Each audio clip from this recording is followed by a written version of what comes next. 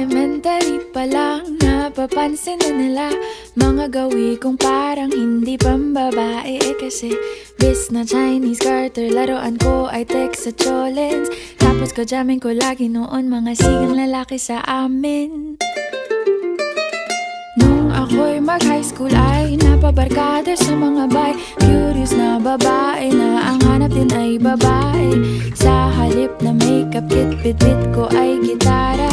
Tapos pormahan ko lagi ay long sleeves na t-shirt at faded na lonta.